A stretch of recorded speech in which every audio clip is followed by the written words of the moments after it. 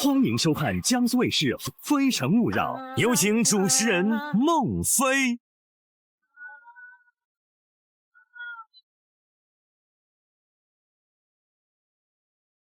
欢迎收看江苏卫视《非诚勿扰》，大家好，我是孟非，欢迎大家，欢迎你们，欢迎黄澜老师、陈明老师，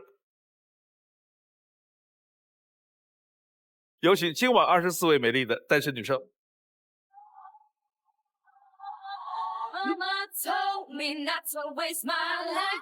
She said, spread your wing, my little butterfly. Don't let what they say keep you up at night. They can walk on by. My feet can't touch the ground. And I can't hear a sound. But you just keep on running up your mouth. Yeah.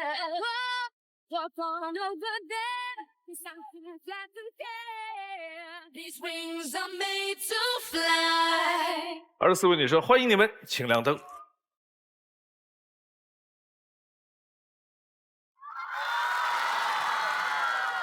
开始今天的节目，有请1号男嘉宾。Can you feel it? Can you feel it? Sean Rock says, can you feel it? Sean Rock says, can you feel it? Sean Rock says, can you feel it? Feel it, feel it. Can you feel it? 尊敬的3位老师，24位女嘉宾，大家好，我叫秦龙，来自南京，今年32岁。来选你的心动女生。男嘉宾在选择心动女生的同时，系统已经为他匹配出了智推女生。当他进入权力反转的时候，我们将公布智推女生参与恋爱选择。爱之请回答。你的第一个问题是？我希望我们以后能够多打打电话。这个话的意思是少发微信，多打电话？对，是这样子。因为我平时工作比较忙，然后会也比较多，就是发微信的时候呢，可能我回复没有那么及时。我觉得打电话呢，首先我能第一时间响应，感受也比较好。为什么呢？因为它有声音的传递。你打电话给我的时候，我能第一时间知道你是什么样的情绪、什么样的状态，有没有急事。朱瑞，我想问一下，你这个多的一个频率大概是多少呢？你随时打电话，我能够随时响应，就是看你的需要吧。但是我是觉得，如果我工作的时候，你打电话的时候，我会告诉你我在忙，我在开会，我在工作，我会及时反馈给你。桂梦娇，男嘉宾你好，很多事情可能他有时候觉得没有必要去给你打电话，他只是想找你说说闲话呀，然后给你发个表情包啊这种，但是就是很渴望得到你的回复。但是你由于工作原因又很忙的话，怎么去考虑他的这种情绪价值呢？就是我看到信息的时候，我会第一时间回复。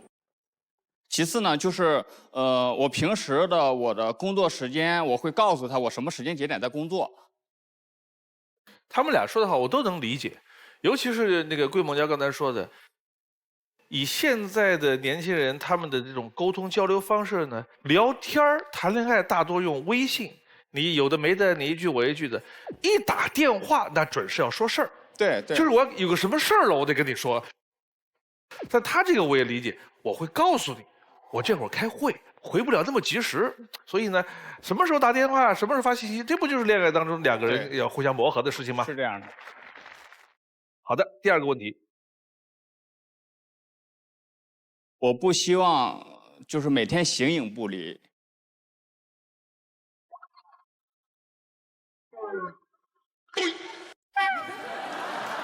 就是所谓的形影不离是什么呢？就是我上班的时候，你比如说你休息不上班，你不能到单位里边，然后天天就是往那一坐，对，往那一坐影响我工作。你是不是特别怕女孩子很粘人？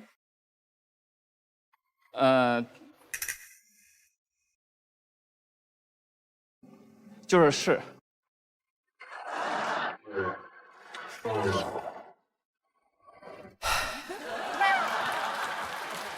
我是觉得这个两个人相处呢，有一点边界感，有一点空间感会好一些。就是你要描绘你需要的那个边界感的时候，可能要清晰一点。是真的是每天在一起都可以的吗？还是就是1周见1次是最好的？恐怕也很难具体的量化，1周到底1次、2次或者3次。不过你可以有一个笼统的评分。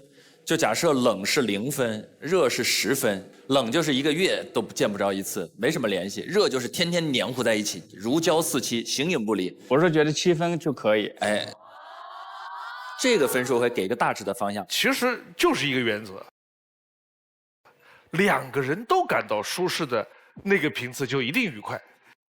你要天天见，2个人都愉快就很好。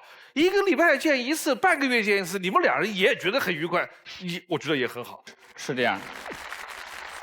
4号，是，请问男嘉宾，你说形影不离，那如果结婚的话是要分居2地吗？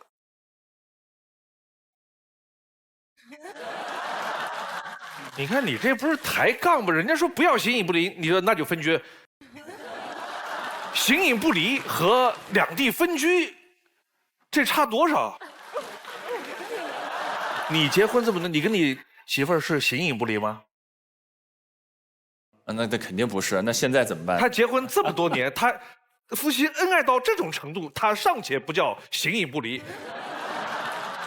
他理解是要么就形影不离，要么叫分居2地。我猜4号的意思，他是这个意思，他是说他是那种超粘人型的，所以如果跟他在一座城市，他就是那种9点5分往上的，他没办法想象在一座城市且不形影不离是啥样子。对呀。看第一条辫子。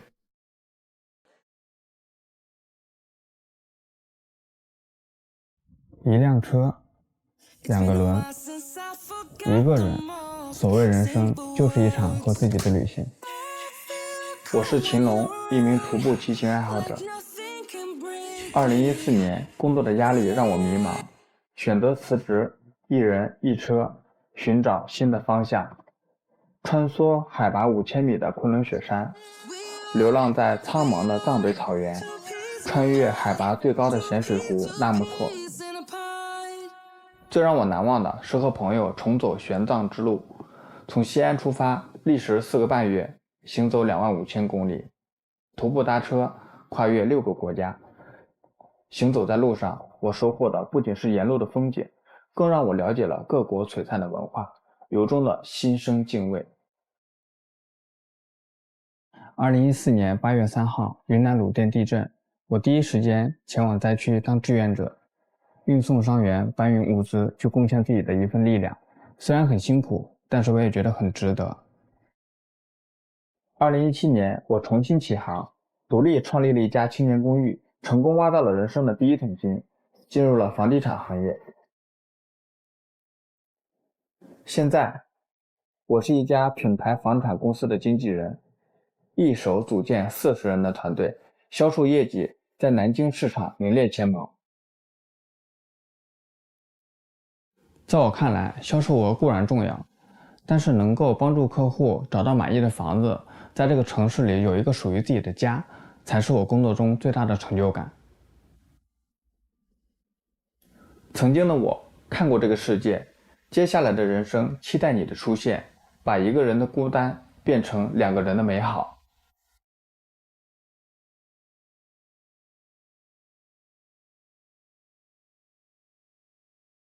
你那个经历里边走玄奘路这件事儿，我觉得特别酷哎。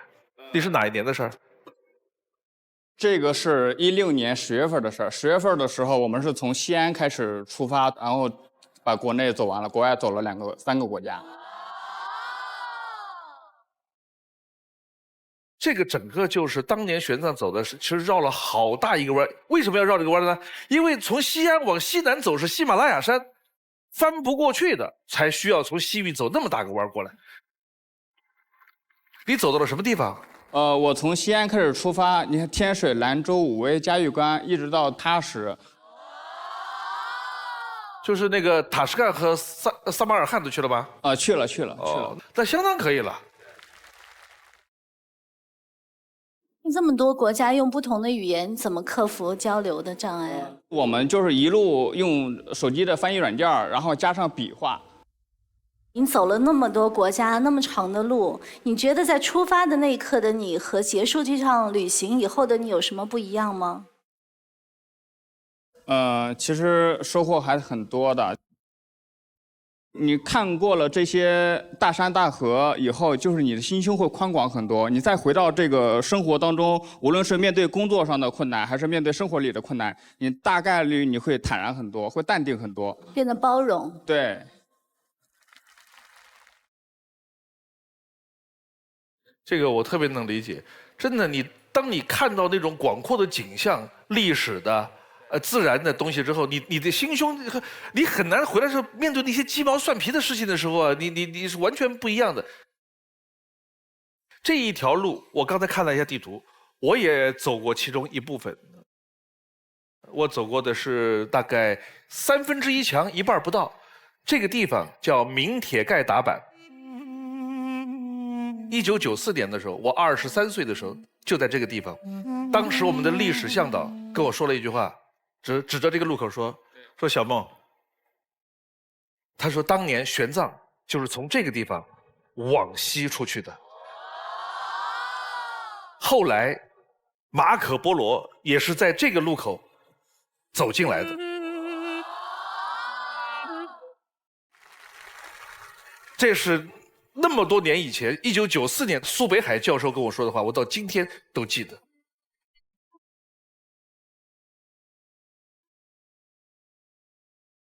我准备以后有机会把那几个斯坦一直走到腊兰陀。那太酷了。很好，你这么一说吧，我就更要去了。看下一条片子。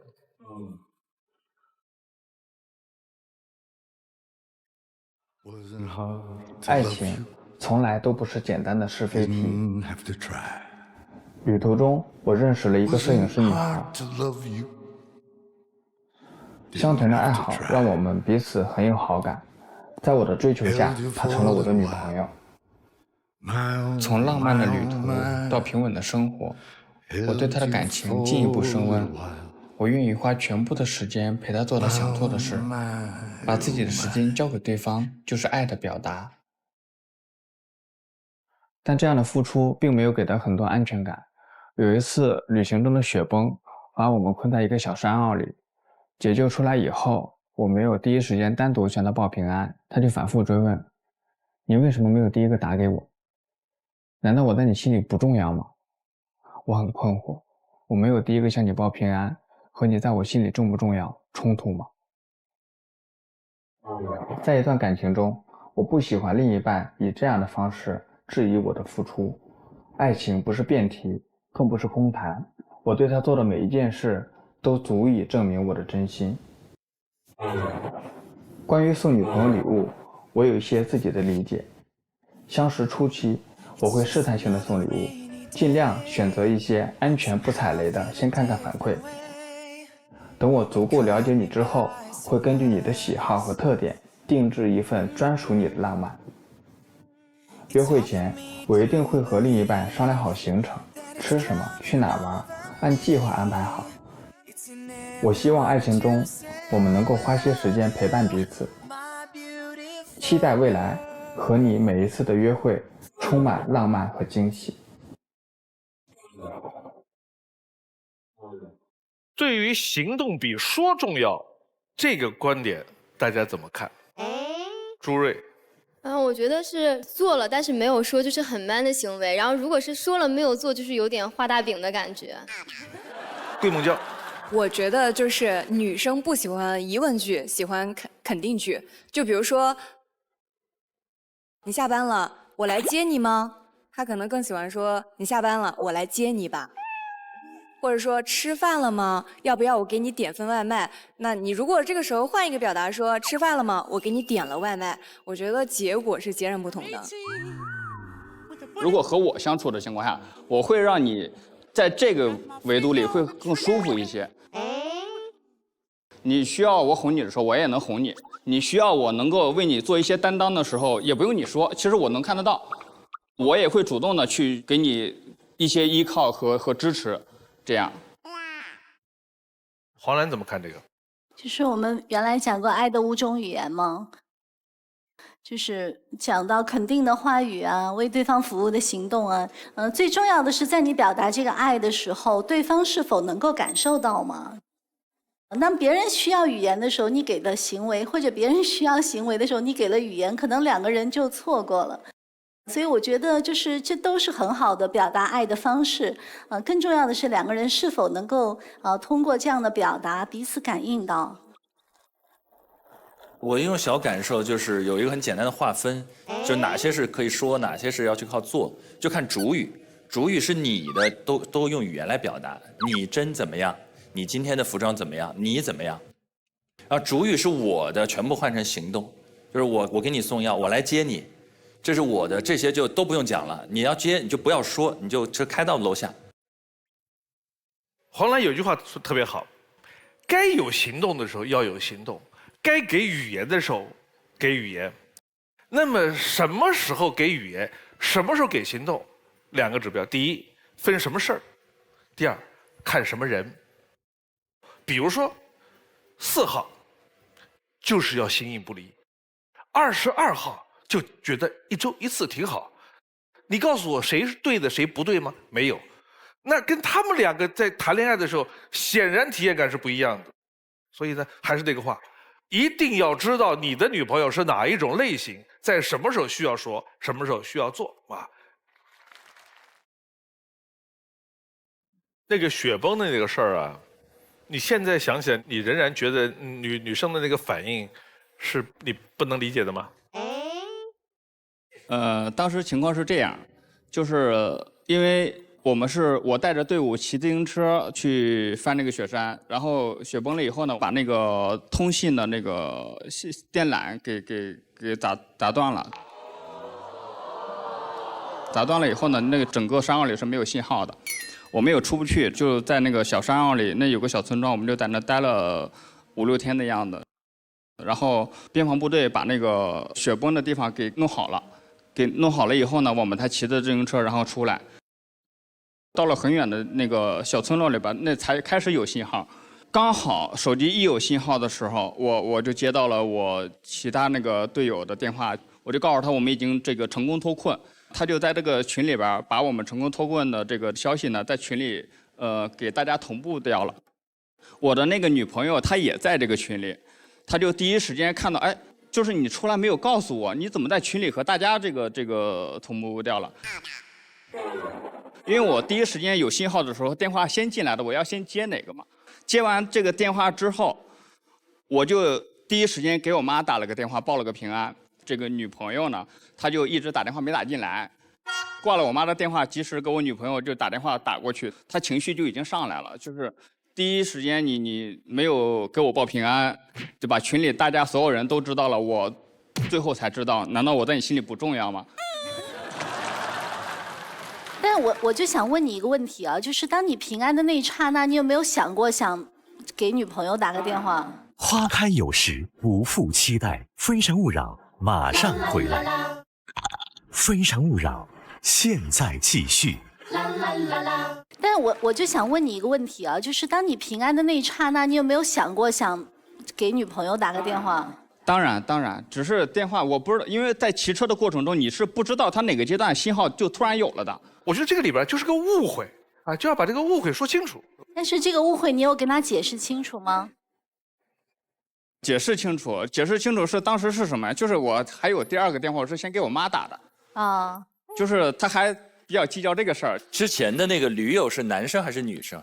男生。哦，是男生，万幸，幸好是个男生啊。然后第2个电话你拨出去，主动打的是拨给妈妈的，是吧？对。这个就是基本上类似于接近于掉河里的2个人。对。我太难了。他怎么知道那个电话占线是你妈呢？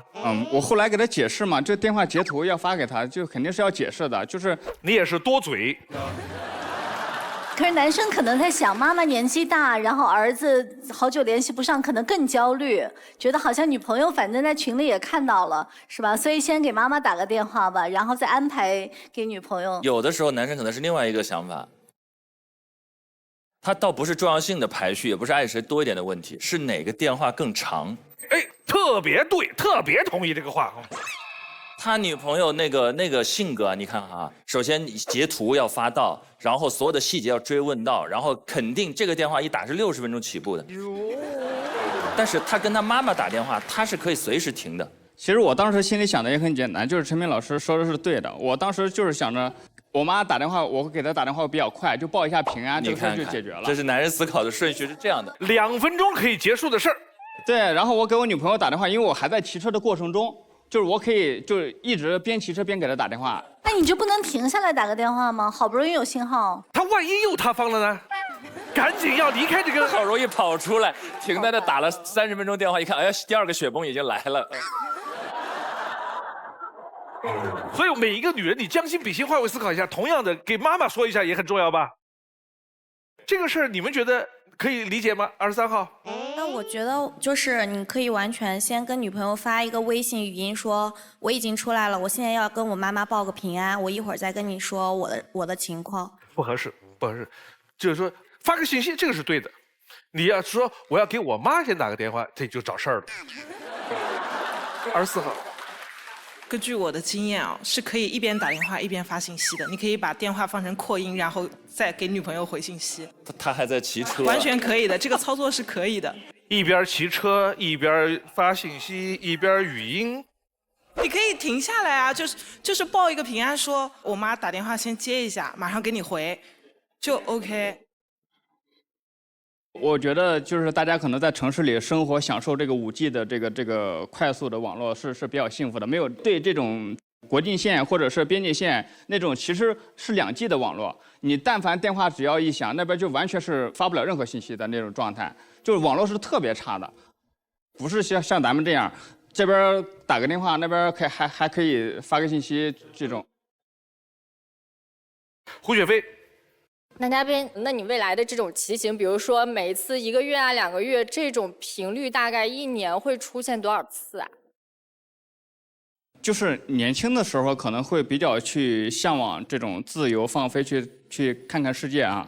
就是现在国内基本上我已经走完了，过了那个劲儿了，所以就是未来的频次可能以自驾游或者是带着女朋友一起，会好一些。自行车再长途这个事儿，大概率是不会再去了。好，谢谢。像他这种人找女朋友应该是怎么样呢？要么就找一个跟他可以一起完成这个事情的人，道中人。哎，他在你这个找就完全契合了。另外一种呢，就是我在家待着，你出去，你可不能再搞2个月的事儿。你看，比如像4号，他要形影不离的，2个月就疯了，这就是。最后一个问题，赵明明。男嘉宾你好，我想问一下，就是通过你的性格，我能感觉出来你比较不喜欢形影不离的关系，所以说你是不是太能接受一个会很粘人的女朋友，对吗？首先看那个女朋友有没有工作吧，我是觉得但凡是有工作的人，肯定是有很多事儿要做的，他不能把自己的事儿给处理好的情况下，所有的事儿就全部依赖于这个男方。会比较影响工作和情感。谢谢。好。哇。好。好，谢谢木梅老师。不是你陪我到最后，曾一起走，却走失那路口。感谢那是你。如果比较年轻的时候呢，是以爱情为中心的情况下，我当然觉得粘人会更好一些。就是到了我现在这个30多岁的那么一个阶段，我有自己的公司要忙，然后有自己的家庭责任要去承担。我更希望呢，就是大家有事儿的时候各忙各，然后当然了，你需要我的时候，我一定会第一时间在。说到粘人不粘人这个事儿吧，也是一个老话题了。你们经常想问，你喜欢粘人的还是喜欢不粘人的呢？我给你们描述一下男人是个什么样呢？有一定事业需要的，年龄在30岁以上，有过几段情感经历的这一类的人，大概率不太喜欢女孩一天到晚黏着的。哪些人是属于就喜欢一天到晚黏在一块，恨不得就长在身上不分开的那种呢？大学刚刚毕业，刚刚走向社会，情感经历比较简单，还在这个阶段的男孩子们，会比较倾向于高粘度的那种情感。我只是说大概率事件啊，不要说那种极端的例子。所以你们在判断的时候，你是需要哪一种的？比如像4号的，你大概率的就能够判断出来，看看人群，知道你应该在哪一类里边找你这种浓度的。哎，有请下一位男嘉宾。 Can you feel it? Sean Roxas. Can you feel it? Sean Roxas. Can you feel it? Sean Roxas. Can you feel it? Feel it, feel it. 孟老师好，陈明老师好，黄澜老师好。大家好，我是田宏宇，来自厦门，今年29岁。哎，选你的心动女生。男嘉宾在选择心动女生的同时，系统已经为他匹配出了智推女生。当他进入权力反转的时候，我们将公布智推女生参与恋爱选择。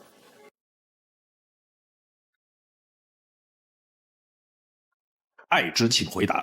你的第一个问题是？我希望对方能跟我一起去看白海豚。白海豚很少见吗？对对对对，只有特定的地方、特定的地点以及特定的时间才会出现。哦。哎，就这个。一般在哪里有呢？白海豚保护区都会有，厦门就有一个白海豚的保护区。哦，厦门就有。23号。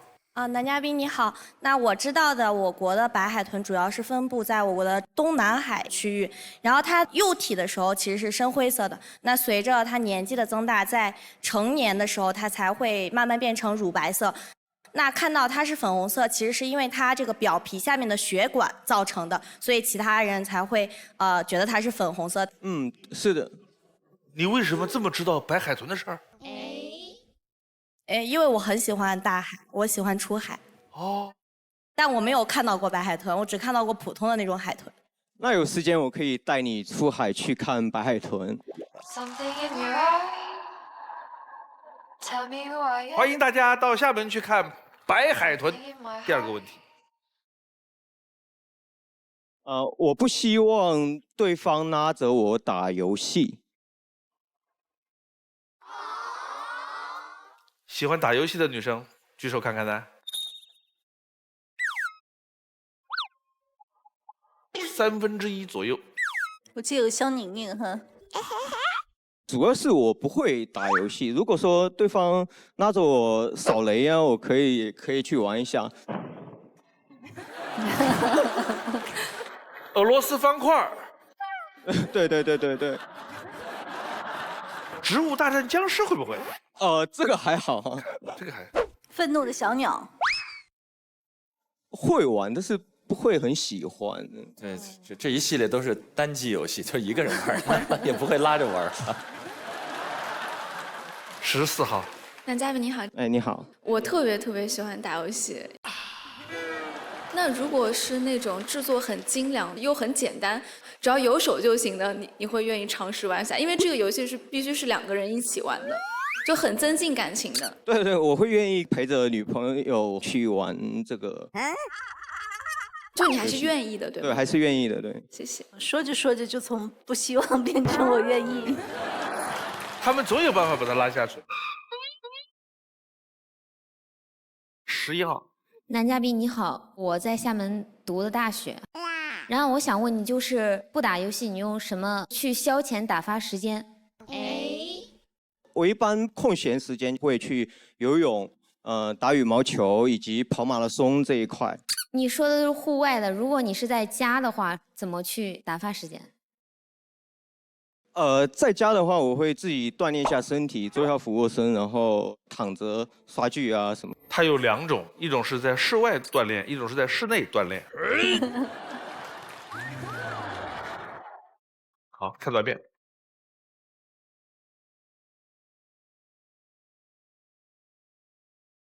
我是田宏宇，生活在厦门。我特别喜欢大海，也特别喜欢运动。大2的时候呢，我觉得边防海岸救援的队员特别帅，毕业之后就想从事这份工作，然后我就练习潜水，练习铁人3项和马拉松。经过不懈的努力，最终成功考入救援队。在17年，我和救援队的同事们在海边发现了溺水儿童，我们成功救起了他们。这件事还登上了厦门晚报。之前羡慕救生员是因为觉得他们帅气，但工作之后才明白这个职业背后承担着巨大的责任。17年我考取了游艇驾驶证，学习了潮汐和天气的理论知识。现在我成为了一名游艇的船长。我一直觉得我是为海而生的人，作为一名船长，这是我最适合的工作。我希望带着未来的他一起感受大海的美丽。我现在依旧保持长期运动的习惯，至今为止我拿过几十块马拉松奖牌。每次出差的时候，我都会把自己的奖牌带着，同事们会好奇我包里装的是什么。等我把所有奖牌拿出来时，他们都会投来崇拜的目光，我都会感觉特别自豪。有的跑者会负重训练，而我会背着我的奖牌训练，这是我能量的来源。如果累了，就打开包裹看一眼奖牌，就跟吸了氧气一样，浑身充满了能量。这些年因为太热爱运动，时间跟精力都放在运动上，也不太了解女孩子的心思，所以也错过了很多的缘分。有的时候在海上看到美丽的晚霞，跑步的时候遇到美丽的风景，都没有可分享的人，所以我现在特别想谈恋爱。跟别人不一样的是，相对于自己1对1去约会女生，我更喜欢有中间人帮我们俩牵线搭桥的相亲方式。要是这牵线搭桥的人是孟老师，就更好了。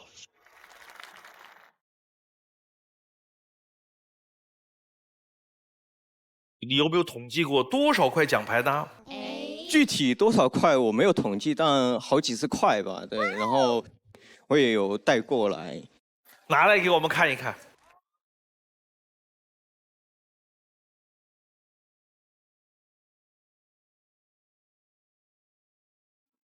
哦，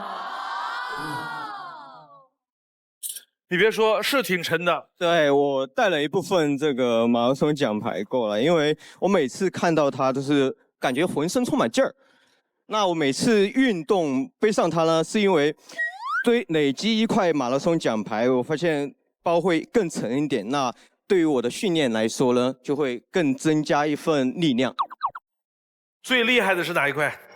最厉害的哦，我藏在这里面。最厉害，搞忘拿了。最厉害的是我这一块的北京马拉松的奖牌。哇！那你是第几名？其实这个奖牌呢，只是一个完赛奖牌、纪念牌。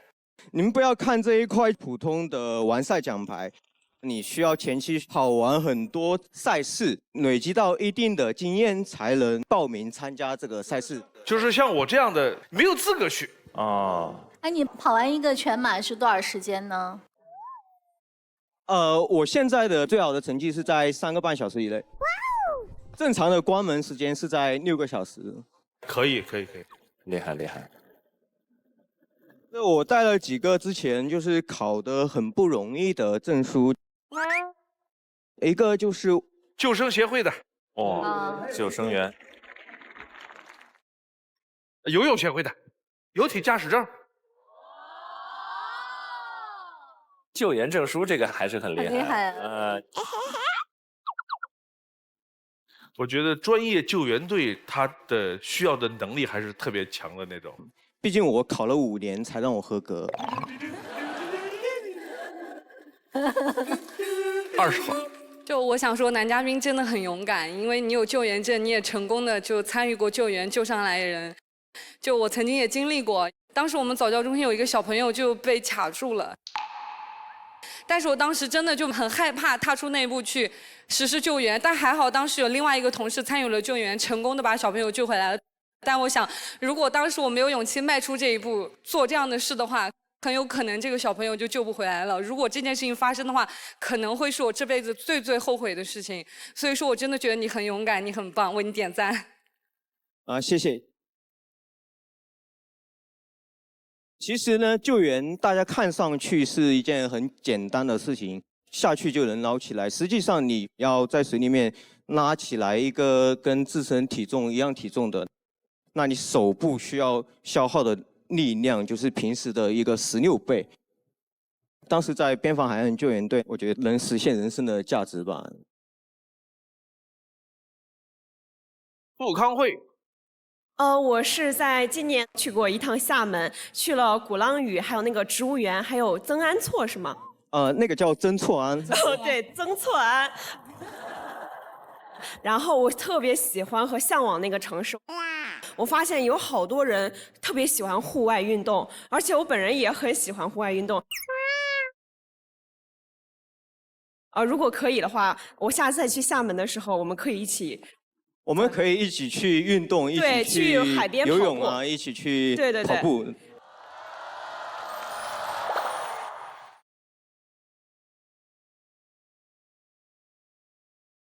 然后第二点就是有没有那些比如说落水了自救的一些小方法。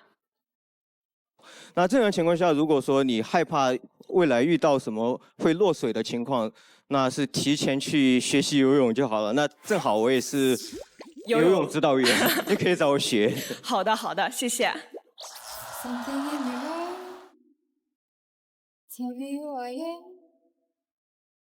你参加过很多次相亲活动吗？曾经有朋友跟我去介绍那个相亲活动，但是我是属于那种比较木了的男孩子。有一次相亲，然后我就拿了一瓶冰的给他，我不知道他生理期嘛，然后他说他不喜欢喝这个。后来呢，我去给他换了一瓶，然后还是冰的。然后我朋友说那女孩子生气了。那他为什么不直接说呢？对呀。他是想我去猜他的意思。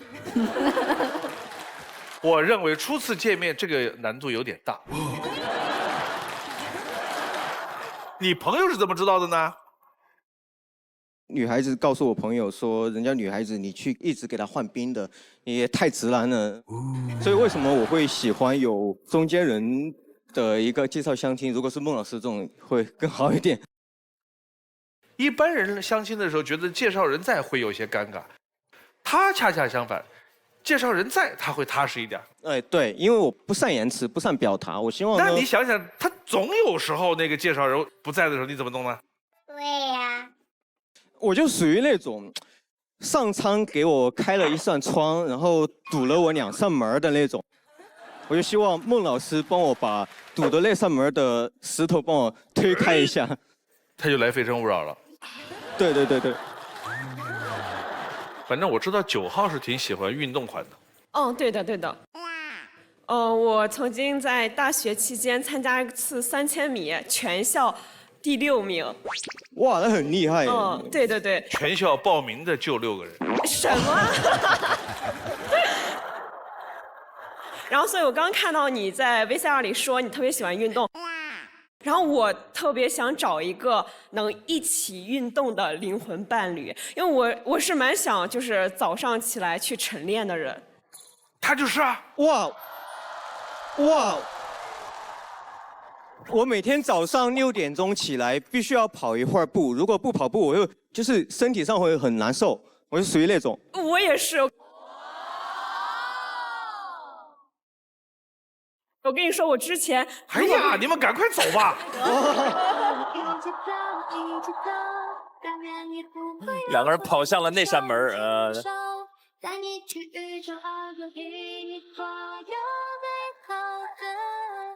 但是9号刚才有说他之前去厦门旅行的时候，发现是一个非常宜居的城市，他都不想走。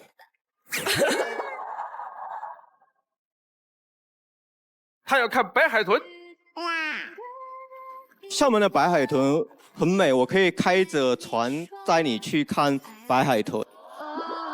一起走，一起走，再远也不会有痛，牵着手，牵着手，带你去世界陪你快乐飞走。觉得自己也是运动达人的女生举手，我看看呢。哎，不少呢。彭瑞是运动员，我是保龄球运动员，国家队的。哇！我们平时训练的时候也是有跑步的，我们都是10圈、20圈起步的训练。是吗？那我们可以有时间可以去拉练一个马拉松。人家保龄球对体能没有这么高的要求，对不对？对，没有那么高的要求，但是我们的对核心力量还是有非常高的要求的。就是之前集训的时候想去参加的，但是和训练的时间有冲突。然后我在的那个城市非常小，有多小？还不够马拉松的长度是吧？对，是这样子的。就那个城市小到马拉松一跑到另外一个城市。看下一条。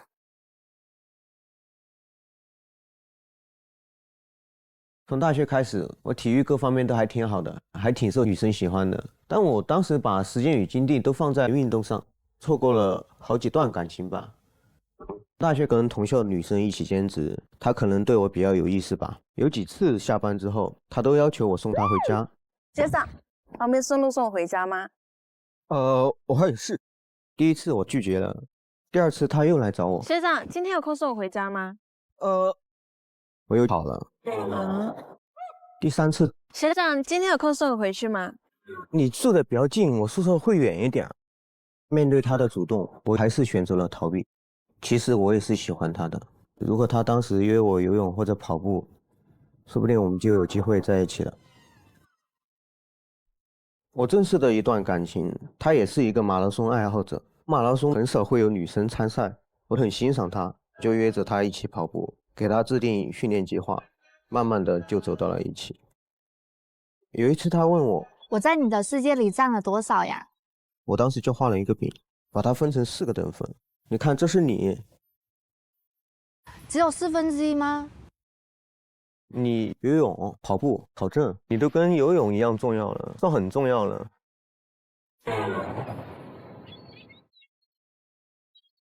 毕业后，他把我送给他的北京马拉松奖牌又还给了我。他去了其他城市工作，这段感情就不了了之了。第二段感情是在去年的夏天，她是我游泳培训班的学员，上了几次课之后，我们就相互熟悉了。她很漂亮，也很喜欢游泳，我们的约会基本上都是在运动。我还给她制定了良好的运动计划，但她没有实施。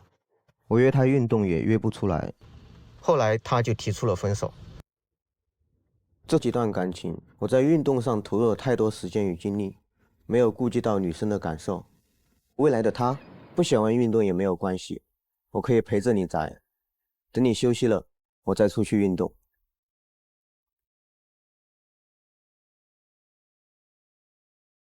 我看你把姑娘约出来只有一项运动，就是游泳，是吧？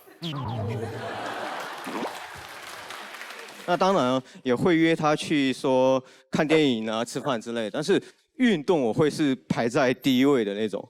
你就真以为她那么喜欢运动？我当时是这样以为的，对。卞秋月，哎，男嘉宾你好，你在 VCR 你说了你的第一段感情就是你一直在逃避，所以说你在一段感情的处理当中，你是属于被动型的吗？我是属于那种不太主动型的。对。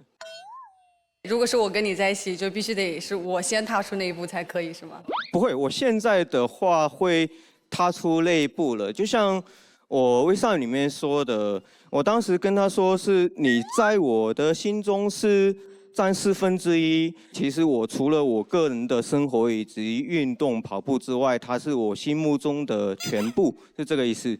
好的，谢谢。在他看来，你都跟游泳一样重要了，你还要干嘛？杨柳。大家好，我叫杨柳，今年24岁，来自南京。目前是硕士研究生在读，我的专业是文物鉴赏与修复。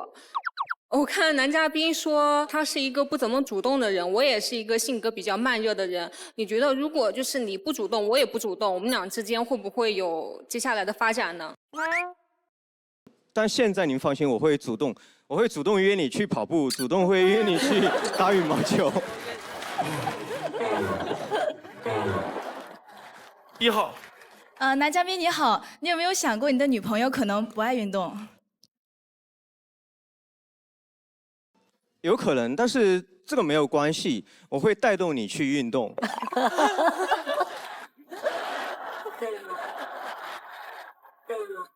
那我还想说啊，男嘉宾，我可能跑5分钟就会累了，所以说，那如果你硬是要我陪你跑步的话，你会背我跑步吗？花开有时，不负期待。非诚勿扰，马上回来。非诚勿扰，现在继续。那我还想说啊，男嘉宾，我可能跑5分钟就会累了，所以说，那如果你硬是要我陪你跑步的话，你会背我跑步吗？我会拉着你跑，我会拉着你跑。负重练习可以考虑一下。跑是一定的，至于怎么跑可以商量。我明白了，谢谢谢谢。我很想知道你前面谈过2段是吧？嗯，对对。交往了多长时间？第一段感情是3年左右，第2段感情是6个月左右。哦，3年蛮久的。他陪你跑了3年。对对对。那他是把你当男朋友还是当私教？会不会有时候？确实是把我当男朋友。你怎么证明他拿你当男朋友？有没有什么事儿跟运动、跟跑步、游泳没有关系，但你也感觉到很甜蜜的时候？比如说做饭呢，在一起这种。你不要启发他，你让他独立思考。让我做饭的这种事情是会比较少一点。哦。让我做的最多的就是督促他怎么把自己的体能提升上去。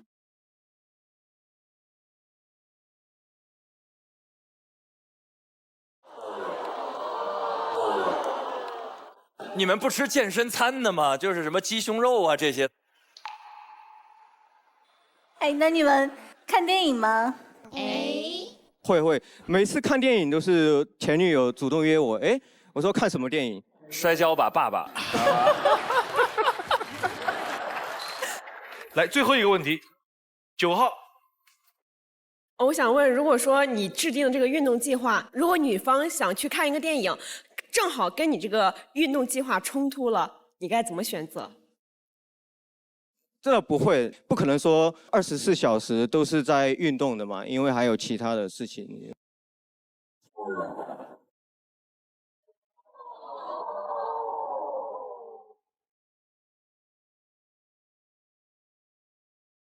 我认为9号对你是相当有好感并且有兴趣的。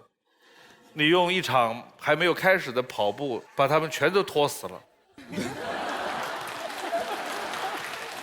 但我也认为是对运动方面看得太重。我认为已经不是看得太重的问题了。你的世界和人生里边，除了运动之外，你觉不觉得还可以有一点别的东西，并不妨碍你运动。就是你碰到一个女人，你除了跑步、羽毛球、游泳之外，还有没有任何可以讨论的话题？比如我们今天晚上去看一个电影，约朋友吃个火锅。有可能的。就是我能理解男嘉宾，就说他一讲到运动，他有自信，就是那个女生如果爱运动，就进入了她自信的那个领域。那除了这个之外，如果你再多一项其他方面的兴趣爱好的话，也许就可以再开拓一下自己的交友的渠道。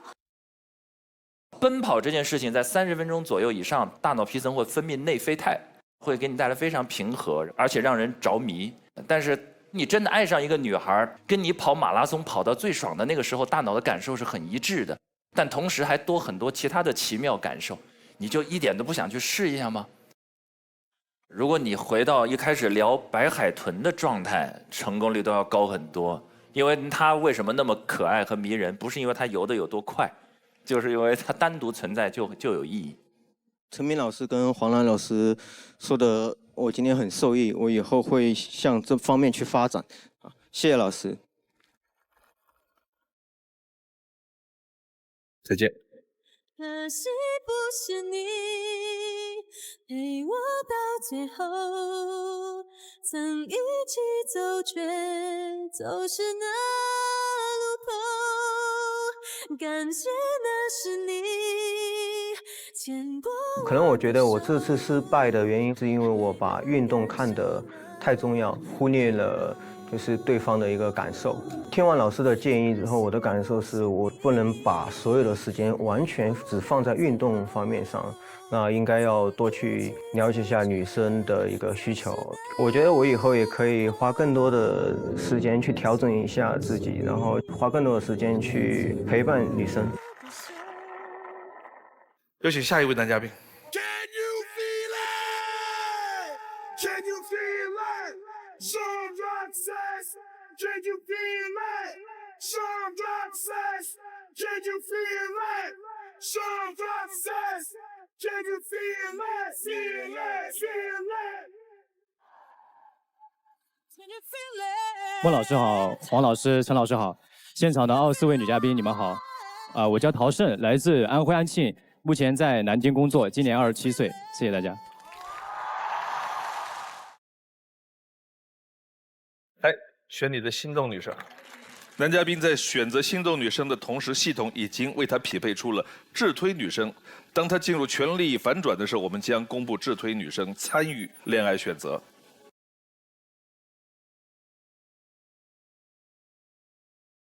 爱之请回答。你的第一个问题是：我希望对方可以帮我搭配衣服。你今天的衣服是谁搭配的呀？ 今天的衣服是导演帮我搭配的，你还满意吗？挺满意的，然后蛮不错的。朱瑞，男嘉宾好，我想问一下，那你平时喜欢哪种类型的穿衣风格呢？其实我个人是比较喜欢运动风，但是我可能比较瘦吧，然后不太适合。然后现在走的路线比较偏轻熟风一些，对。 轻熟是有一点没有那么成熟，稍微一点点的成熟。8分成熟，2分幼稚。哦，差不多，差不多。对，煎牛排呢，3分熟。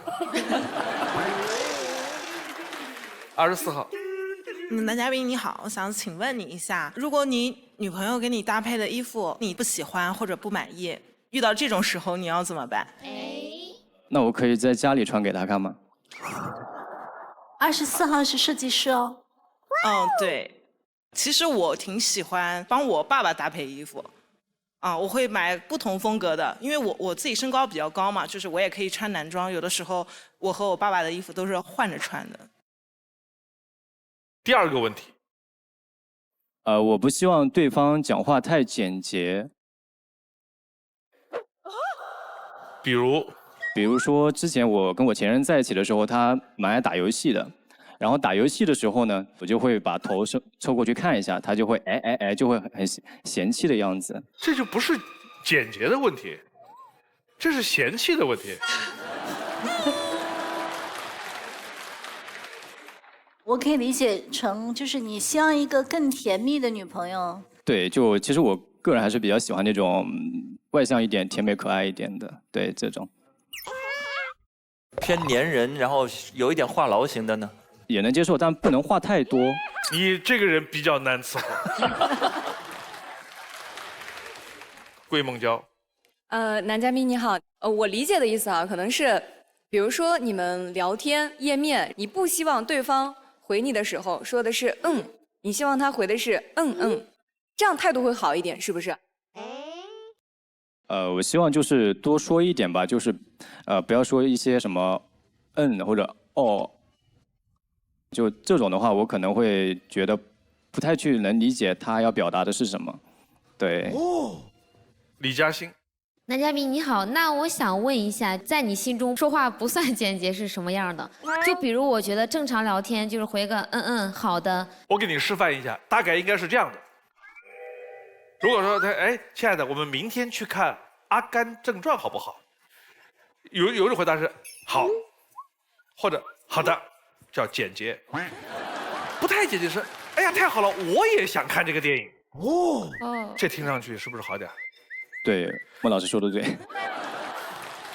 讨厌是什么呢？哎呀，太好看了！这个电影，我跟你说，我闺蜜她们几个上次她们已经看过了。昨天晚上吃饭的时候，她们一桌都在讲这个电影。我跟你说，这个电影是谁演的呀？我跟你说，好的，不要。第3款不要，要中间那个。好的，我也想看，懂吧？分寸。看片子。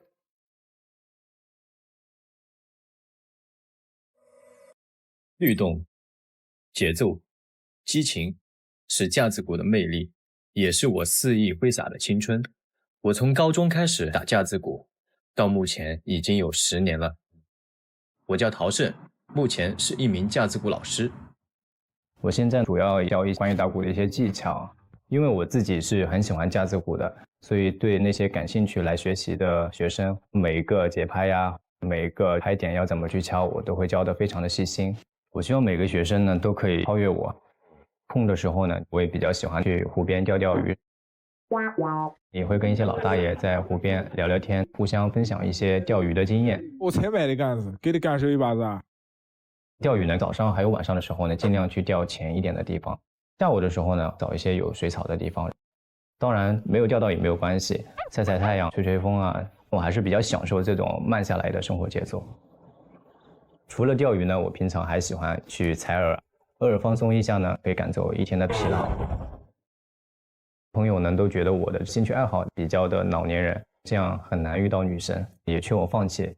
我觉得没有必要为了迎合他们而放弃自己的兴趣爱好。不打鼓的时候呢，也喜欢一个人安静的听听歌。我很喜欢一首歌叫做《无人的海边》，这首歌非常的浪漫。我希望牵手一位女嘉宾，和我一起去无人的海边。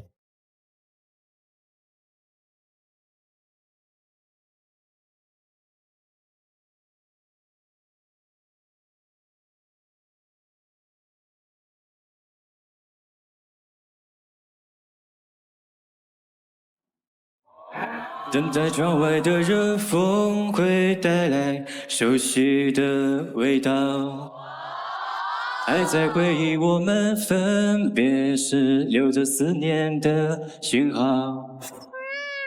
我想带上我的一切，然后穿好我的鞋，度过无数的黑夜，向前。拿着你写下的地点，现在走进你的房间，然后再亲吻你的脸，带你走过无人的海边。谢谢大家。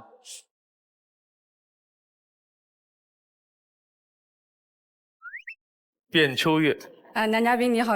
我微信的手机的来电铃音就是这首歌。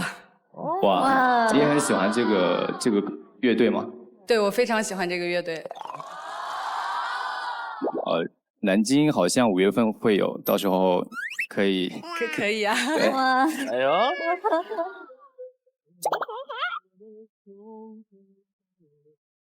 就我想问一下，你们俩看音乐节的时候介意带上我吗？可以，我不会介意。然后我有个哥哥，对，我可以带着我哥哥一起。漂亮。等会儿，你哥哥单身吗？哥哥已经结婚了，已经结婚了。嗨，对。你提他干嘛？22号。男嘉宾你好，我的话个人很喜欢听歌睡觉。如果我们在一起的话，你可以睡前为我唱歌吗？如果在一起的话，我觉得可以。对，好，谢谢，可以。彭瑞，因为我也是乐队的主唱嘛，我就是想问一下，您肯定身边追求的女孩子应该挺多的吧？追求的女孩子会有，但是现在我还会比较考虑合不合适，对，这个还是很重要的。如果说你已经有女朋友了的情况下，再有女孩子来加你，你会是怎么样去反应呢？这种情况下，我女朋友应该是会在我身边的，我肯定是不会加的，对。那如果你女朋友不在呢？因为不一定你每也不会，那也不会加，对，那也不会加。陈意涵。男嘉宾您好，您的这个工作是这个架子鼓，就感觉是一个性格是比较外向的，然后充满热情的这样的一个工作，但是又看你就是闲暇之余又很喜欢去钓鱼，其实他这个是一个比较偏安静的这样的一个性格。那这两种性格哪一个是更接近真实的你呢？我觉得我真实的性格还是比较偏安静的，对。像我打架子鼓，平常自己练的时候，我会把自己一个人关在鼓房，就练很久。对，其实也会导致一个人会有点沉闷。好的，谢谢。你说到年轻人有中老年人爱好的还真不少。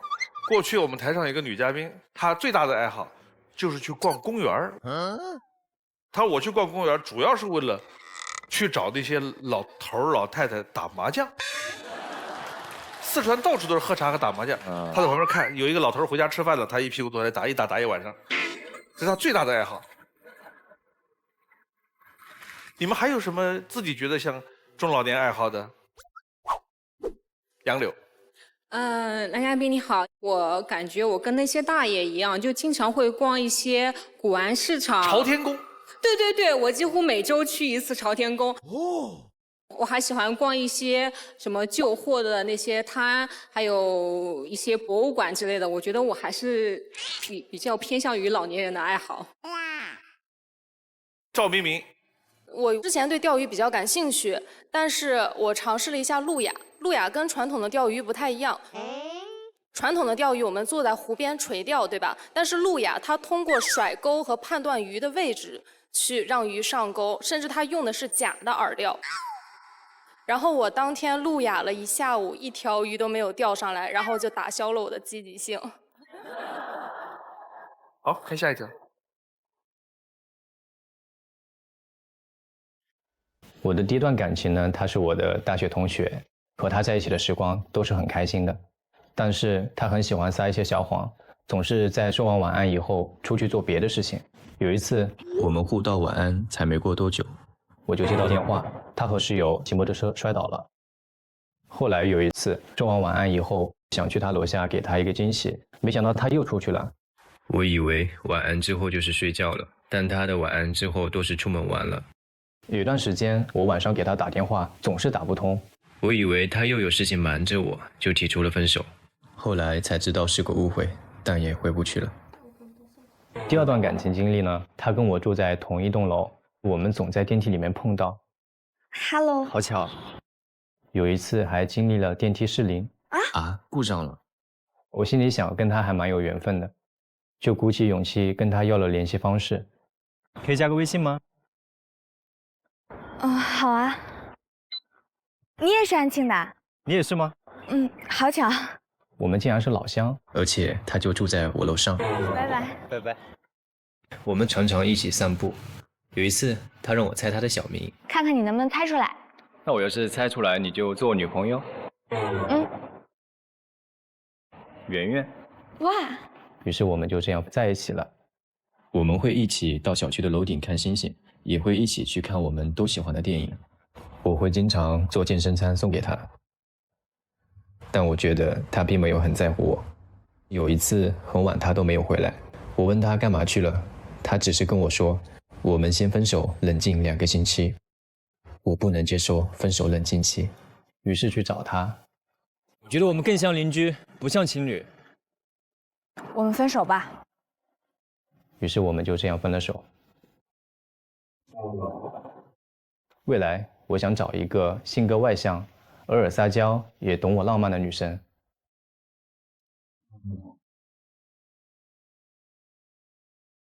和一个漂亮妹子在电梯里边碰巧电梯失灵，这种基本上只有电视剧里边会。对呀。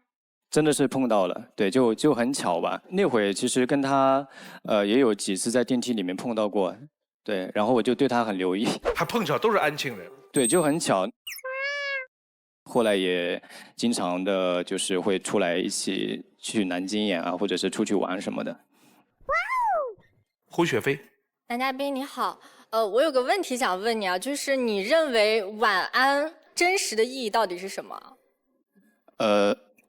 两个人在一起以后啊，就如果互道晚安，我是觉得就是两个人彼此去睡觉了，对。所以在你看到那个你跟女孩子又互道晚安之后，既然你觉得她都已经睡了，你为什么还要去找她？那回找他是因为有一个东西准备过2天再送给他，但是想给他一个惊喜嘛。在楼下等的时候，其实也等了挺久。后来也是发现就是他没有在那个宿舍里面，所以当时也挺生气的。对。好，谢谢。福康会，我想问就是，那你在后面的女朋友中有没有会有一些疑心病，或者是不信任女孩的这方面，或者查她手机？其实我不是很喜欢查对方手机，相反是可能对方会比较喜欢看我手机这种。对，我觉得每个人还是要有一点自己的隐私的。桂梦娇，你的那个情感需求是想要找一个活泼、外向、爱撒娇的女生，但一般来说的话，这种性格同时满足的情况下，这个女生可能会比较爱玩，然后你还是能接受的吗？我觉得只要是我喜欢的，我觉得能接受。对。片子里边分手冷静期，大家怎么看？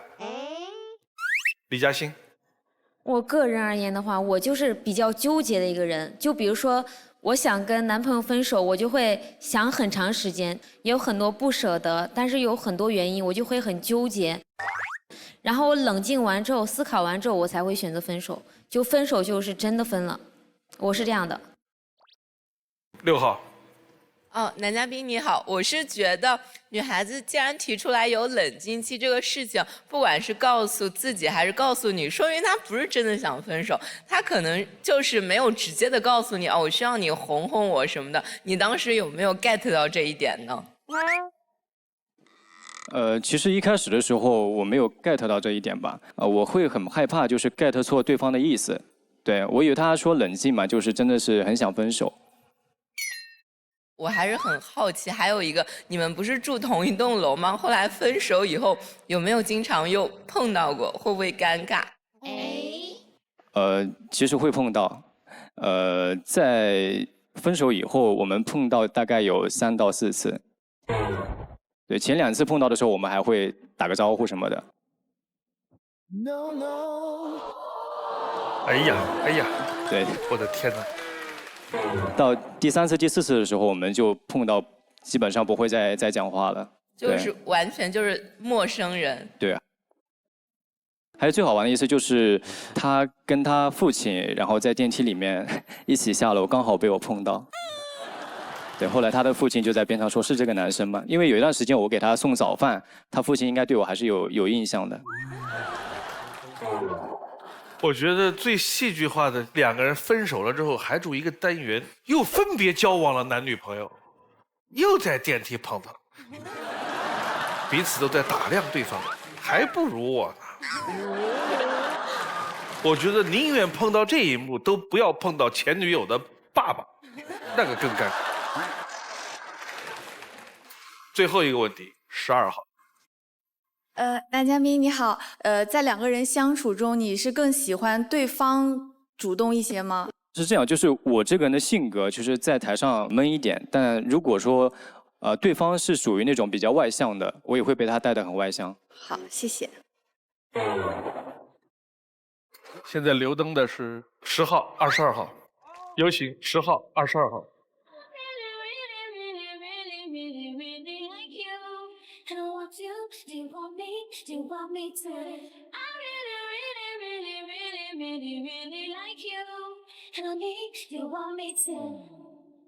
来看男生的心动女生是哪一位？11号。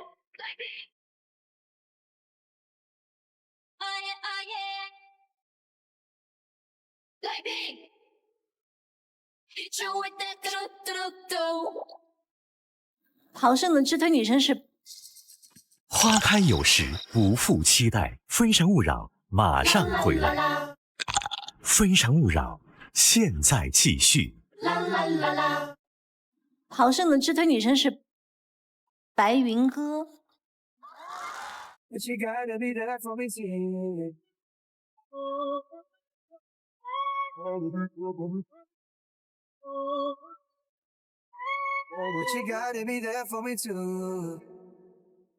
男生浪漫有品有格调，待人礼貌周全，做事积极上进有目标，认真又努力，对待感情比较感性，愿意拿出比较多的时间给爱人，是一个温暖有魅力的人。而女生呢，性格单纯活泼，做事情有责任心，配合度很高，而且会遵循自己内心的原则和底线。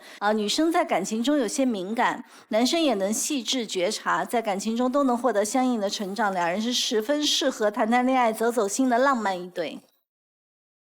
我们来看4个女生的基本资料。周星星：1. 满分情绪管理；2. 再短一点；3. 我的小缺点；3. 神经非常大条，对细节很不敏感，谈过2次恋爱都是被分手当天才感觉到对方的不对劲，希望未来的另一半不要误解自己对感情不够上心。李嘉欣：无辣不欢，我的坚持，我近期歌单。我的近期歌单。白云歌：小希望，仪式感，探讨问题。2. 自己的房间很温馨，会因为仪式感而摆放一些香薰，希望男生的房间也能注重一些仪式感。石美倩：想和你做的事情，小希望，我眼中的爱情。我眼中的爱情。两人性格互补，互相包容，有说不完的话，吃不完的饭，都对未来充满美好的憧憬，并且努力付诸行动。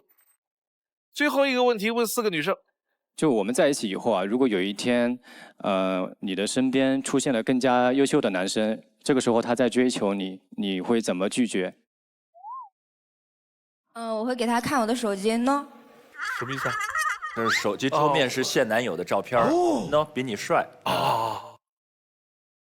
李嘉欣。如果是我的话，我就是不会在意其他人，就是我的男朋友，他不管是别人眼中怎么样，在我心里优秀就可以了。好的，谢谢。我跟他差不多，就是他在我心里就是最好的，这其他人我是完全看不上眼的。明白。因为我是一个性格比较直接的女孩子，所以我一般会直接告诉他我有男朋友，并且会带我男朋友到他面前晃悠晃悠，让他死了这条心。好的，谢谢，谢谢。要做最后的决定了。如果选中间2个女生，有可能被拒绝，你自己回去；另外2个女生，你可以牵手其中一个。想清楚，你的决定是。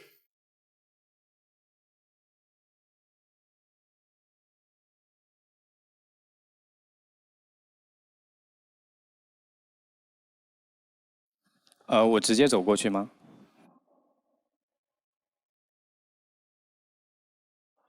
我想跟你一起去无人的海边。哇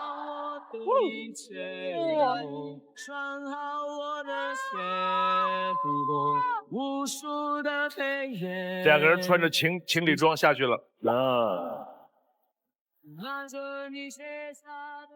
关于最后的一个问题，这位女生她的回答让我很满意，而且很坚定。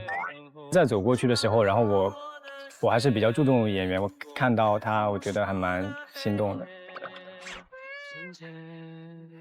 我觉得最吸引我的地方就在于他既有老年人的爱好，又有艺术细胞。唱歌的时候就显得你很有内涵，再加上你帅气的外表，就是显得你更帅了。无人的海边有一句歌词叫做“也许有天没音乐，我只见见你也好”，就我希望以后可以经常见到。好。其实他说话也是那种。话挺少的，所以另一半那个话如果太少，这个恋爱真的谈上去太安静了。是，但是石美倩刚才那个答案中有一条就是说不完的话。哎，这个很加分，在他那儿很加分，开心了。祝他们幸福。有请下一位男嘉宾。 Can you feel it?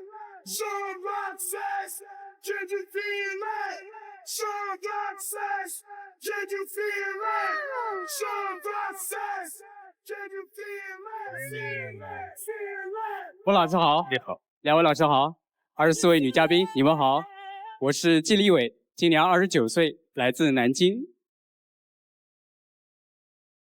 来选你的心动女生。男嘉宾在选择心动女生的同时，系统已经为他匹配出了智推女生。当他进入权力反转的时候，我们将公布智推女生参与恋爱选择。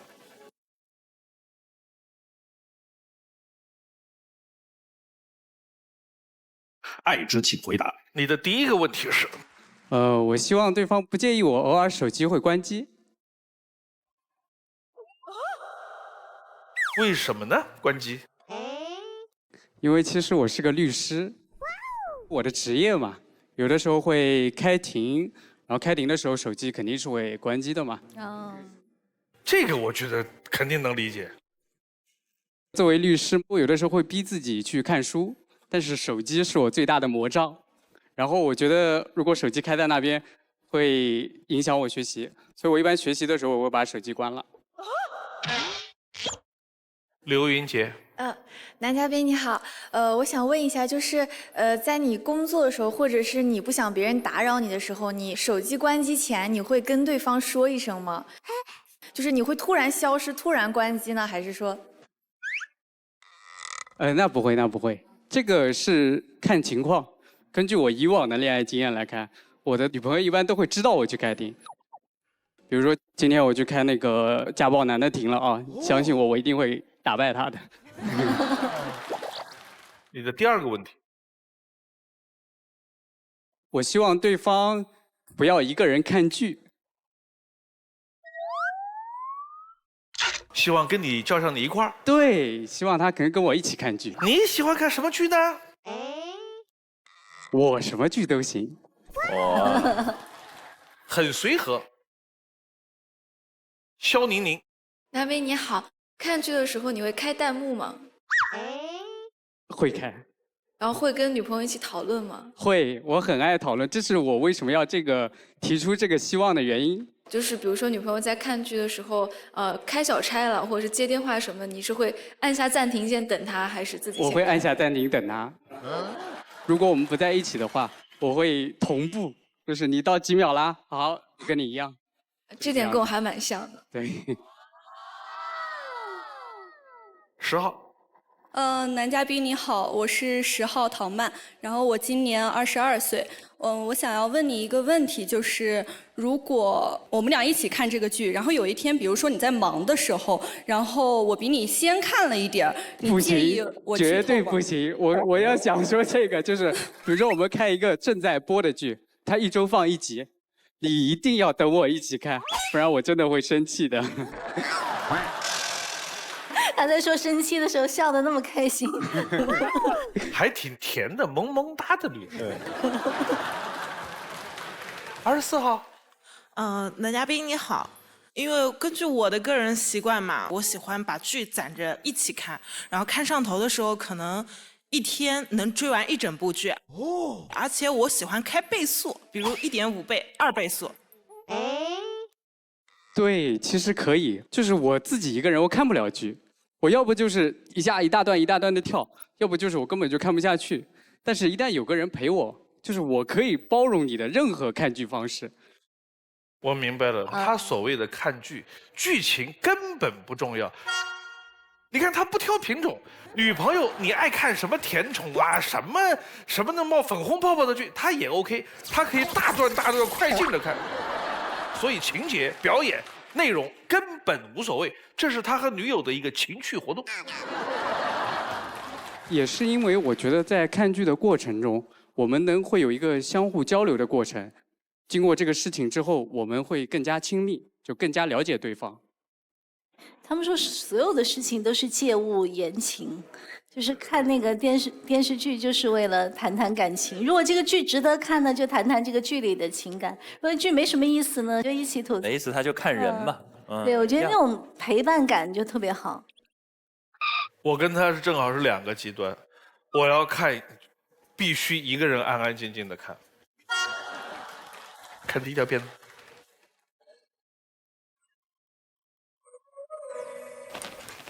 你好，从中国到乌干达，跨越了8200多公里，304天。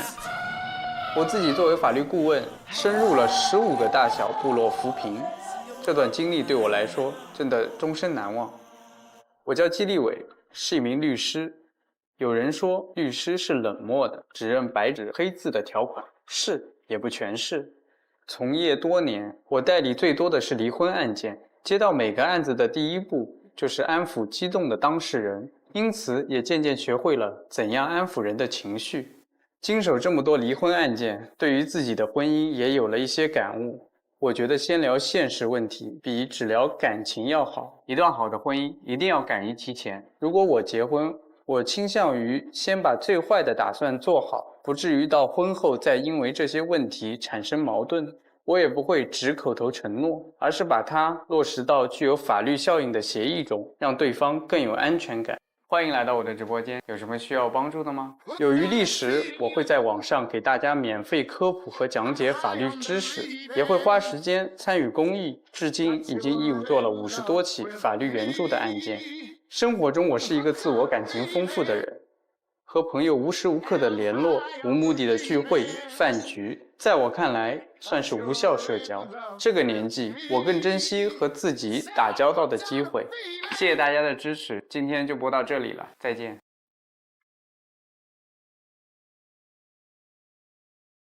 乌干达好玩吗？在东非。对，东非。我们来看看他在乌干达的照片。这个小男孩是我每次吃完饭我会去散步，他就从多远就开始跑过来要我牵他的手，然后我就牵着他手走啊走，他不生人，然后每次对，然后每次路过他家的时候，我就会带点比如说香蕉啊，我的饮料啊给他喝一喝。这个是我们后来在那里建的房子，我们到那里是没有房子的。对，因为我看他们这个发展阶段，好像法律需求并不是很丰富哈。是的。公益大于法律。生存需求还是第一位的。对。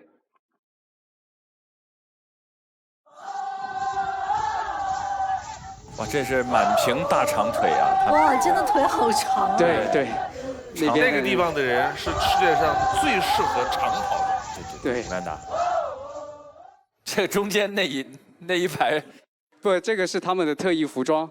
他们穿着他们可能放在家里多少年都不会拿出来的一套属于自己的装备，然后我们帮他们做了很多事情之后，当地的这个部落对我们表示的感谢，然后跳的这一段舞，然后我们把它给记录下来了。哦，你在这待了多久啊？1年不到，1年不到。就过去扶贫吗？是帮助？对，去扶贫。这个地方可能是我如果在国内的话，这辈子也不会看到这么落后的地方的。交通基本靠走，通信基本靠吼。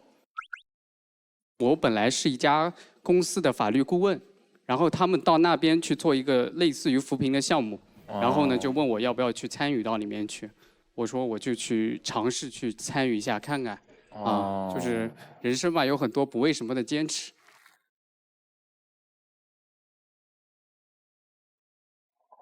15号。男嘉宾你好，就是审理过这么多就是很奇葩的离婚案件，那会对你以后未来的婚姻生活，就是婚姻观念有没有什么影响呢？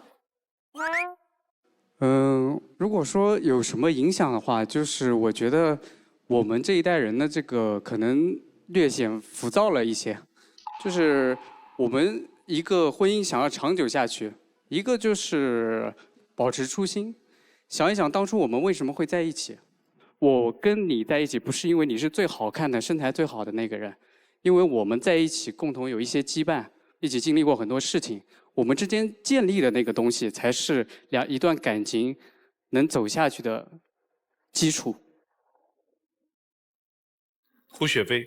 男嘉宾你好，你好，刚才短片中您有一句话我还蛮感兴趣的，就是您说关系中两个人要敢于提前。是在恋爱过程中，比如说双方的这种赠与，然后您都会去做公证，把它落实到白纸黑字上吗？还是说您的一个怎样的经历，然后让你觉得这句话非常的重要？大家听到这句话的时候可能会有一些误会，他觉得我在提前是为了撇清我们之间的关系，但是我要告诉你，其实我说的是针对婚姻，就是在婚姻之前，其实你的财产就是你的财产，你不签任何合同也是你的财产。你说的无效社交是指哪些？因为我的意思就是，我觉得有些事情是情侣之间去做的事情。哪里开了一家网红店，然后我想去吃一吃，我总不能叫我一个同事2个西装笔挺的男的往那一坐，再好的场景也变成了商务会谈。我觉得有一些事情还是适合情侣之间去做，这样会更有意义一些。杨柳。我觉得不存在什么无效社交，因为当我没有男朋友的时候，就是我想去一些地方，想吃一些东西，我都会选择跟我的朋友一起去吃，因为我觉得我吃到我自己喜欢吃的，我觉得很开心，并不觉得这是无效的。对，我不反对你去社交，我只是我自己不太愿意去做这件事情而已。哦，我的理解啊不一定对，我跟他吃完这顿饭结束了之后，我是要达到一定的目的的。哪怕没有具体到这种程度，起码我们加深了了解，推动了我们将来有可能的那个合作。另外一种呢，几个好朋友约了一块儿，就是吃了个火锅，开心聊了一会儿回去了，它无效，但是呢，他开心。对，因为我觉得过程比结果更重要。是的，我更享受和女朋友去经过这些过程。这兄弟有朋友也是挺难的，什么事儿都要跟妹子一块儿。跟男的就觉得没劲。好，看下一条片子。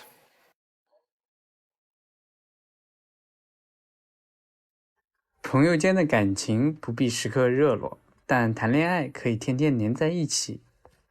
我的第一段感情是朋友介绍的，第一次见面，他便拉着我来到路边摊。我觉得这姑娘还挺接地气的，当天晚上我们就确立了关系。他是个特别没有安全感的人，希望我隔三差五发朋友圈秀恩爱，可是我觉得太频繁了。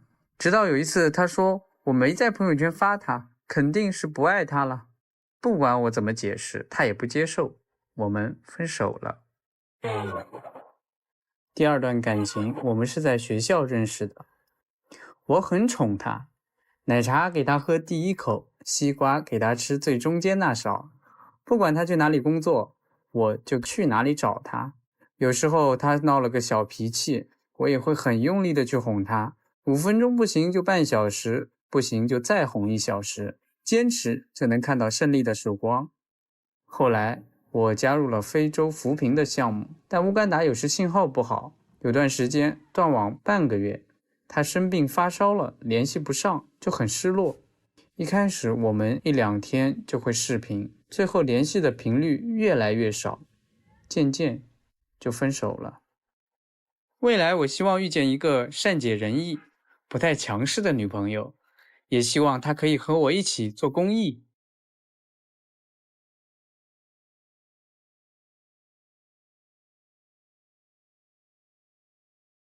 11号，就是你有一次跟你女朋友生气，是因为你不发朋友圈，她生气了。对，就我想问你，你们已经是恋爱关系了，你为什么不发朋友圈？是有什么顾虑吗？还是因为什么原因？对，就是我不是说我没有发过朋友圈，就是如果你翻开我的朋友圈，你一定知道我是个有女朋友的人，但是我毕竟是个律师嘛，如果每天都是跟女朋友吃吃喝喝的，人家会觉得你这个律师不太靠谱。我是出于这样的原因，所以我才没有经常发朋友圈。张文超，您认为就是双方的关系发展到哪一步才可以就是确立恋爱关系？因为在这个之前，我们是通过朋友介绍的，然后也在微信上聊了大概个把月的样子，然后我确实觉得哎双方都还不错，所以那天晚上我们见面之后就确定了关系。如果你非要问什么样的状态是确立关系的话，我觉得最起码得见一面吧。就是如果我们真的已经往那方面发展了，我会去表白的，就是会。22号，你的表白是什么样的？是一种有仪式感的，还是比较随意的？就是我喜欢你，我们在一起吧。应该是编辑了一段文字吧。比较随意的是吧？可以这样理解。那你觉得啊开启一段恋爱关系需要一段隆重的仪式吗？那当然是需要的。那您后来有没有补给他呢？啊？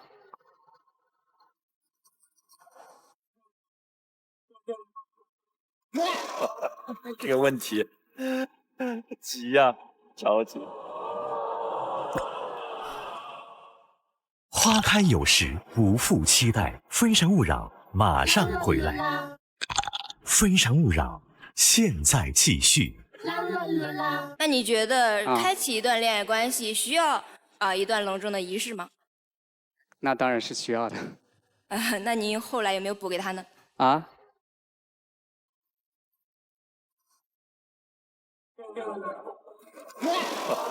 这个问题急呀、着急。出事儿就出事儿在一个词叫随意。刚才你们的对话你说你是那种表白还是那种随意的那种？他说了一个，他说我编辑了一段文字。这一句话真的就可诠释性非常丰富了。我编辑了一段文字，19000多字，也是一段文字，对吧？然后女生就跟了一句说，那可以理解成那个是比较随意的那种吗？他说是，他说可以这么理解。这个律师说话是确实，我听到这个我就全身汗毛就直立行走了。我说完了完了。你要不要稍微解释一下这个？我觉得编辑一段我真心想表达和你在一起，不算是特别随意的事情吧。因为你就是说我也可以，如果你是一个仪式感非常强的人，我当然是愿意给你一个仪式感的。因为当时我漏说一个细节，我们当时是去吃一家就是类似于网红餐厅，排队人特别多，他就觉得好像没有必要，就是如果人太多，我们就随便找个地方吃一吃。他就拉着我去吃了一个普通的那种蛋包饭的地方，所以我当时觉得，哎，这女生还挺接地气的，然后所以我就晚上就编了一个文字，然后我就跟她在一起了，是这样子，就女生很多时候理解她是类比型的思维，对，随意的表白跟随意的开始一段感情听起来特别像，随意的人，对，这马上就画上等号了，所以听起来你是一个很随意就可以开始一段当天见面晚上就确定关系，就马上把这些细节就在那儿形成了一个感性的固有的偏见。但你看，你刚才把那个你如何编那段文字再琢磨的多介绍一下。你说我回去之后，我感受到了对他的感受，我字斟句酌，字字珠玑，回环往复，最后编辑了精心的一段文字，肯定不是一个随意之举。同样的一个行为，可能情况就会好一些。很遗憾。可惜不是你陪我到最后，曾一起走，却走失那路口。我觉得这次失败的原因可能是我没有理解到这个女嘉宾她在问我这个问题背后，她到底是需要什么。她可能觉得我是编辑文字是特别随意的去表白一个方式，其实并不是的。我会去在表白的时候更加用心一点，或者更有仪式感一些。我希望找一个温柔的大方的女生，不要太过于强势，然后未来可以跟我一起做做公益啊，一起去做一些更浪漫的事情。祝他幸福吧。谢谢收看今天的《非诚勿扰》，下期同一时间再见。往前一步是幸福，退后一步是孤独，在原地不动是为了看得更明白，爱情不能不进不出。往前一步是幸福，退后一步是孤独，在纷纷扰扰之间，我明亮了双目，超能与我相爱的人一起到老。啦啦啦啦。